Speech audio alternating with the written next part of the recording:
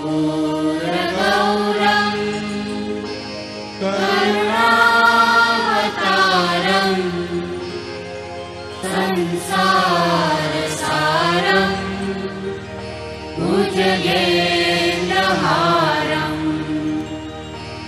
सदा वसन्तं हृदयारविन्दे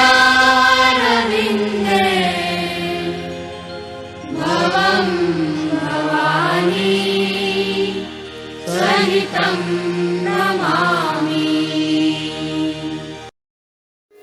सृष्टिकर्ता ब्रह्मा जी ने समस्त प्राणियों को भिन्न भिन्न वर्गों तथा आकृतियों में बनाया है और उनके अंग प्रत्यंगों को विविध आकार प्रकार प्रदान किए हैं।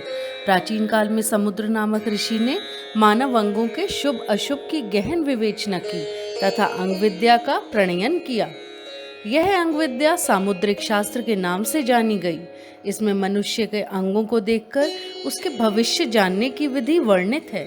सामुद्रिक शास्त्र में मनुष्य के श्रेष्ठ तथा महापुरुष लक्षणों का वर्णन भी है। स्त्रियों के पैरों के तलवे लालिमा युक्त, चिकने, कोमल, मांसल, समतल, गरम और पसीने से रहित होने पर श्रेष्ठ होते हैं। सूप के आकार के रक्ष और बेडौल तलवे दुर्भाग्य सूचक होते हैं। तलवों में स्वास्तिक चक्र एवं शंख आदि चिन्ह राजयोग कारक होते हैं। चूहे व सर्पादि के समान रेखाएं दारिद्र्यक सूचक होती हैं। स्त्रियों के पैरों के अंगूठे यदि ऊंचे, मांसल और गोल हों तो शुभ होते हैं। छोटे, टेढ़े और चिपटे हों तो सौभाग्य नाशक होते हैं। स्त्रियों के पैरों की उंगलियां कोमल, घनी, आपस में सटी हुई, गोल और ऊंची हों तो उत्तम होती हैं। अत्यंत लंबी उंगलियों वाली स्त्री उल्टा स्वभाव की होती हैं। छोटी उंगलियों वाली स्त्री अल्पायु होती हैं। स्त्रियों के पैरों के नाखून गोलाकार, उन्नत, चिकने और तांबे के समान रक्त वर्ण के शुभ कहे गए हैं।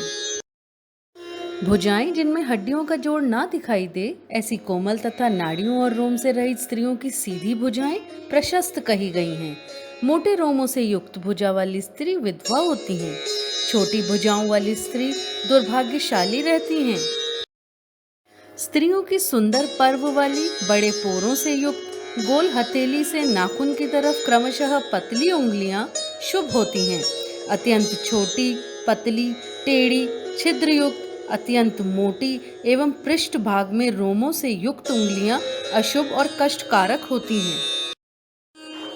जिस स्त्री का मुख गोल, सुंदर, समान, मांसल, सुगंध युक्त और पिता के मुख के समान होता है, वह स्त्री प्रशस्त लक्षणों वाली कही गई हैं।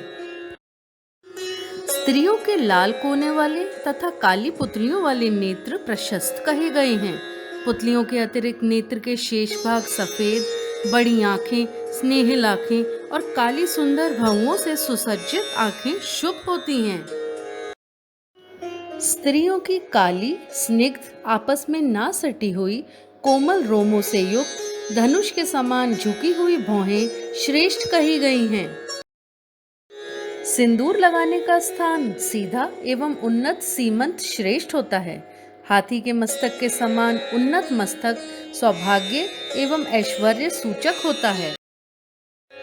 काले, पतले, चिकने, कोमल और कुंडल के समान अग्रभाग वाले सिर के बाल उत्तम कहे गए हैं।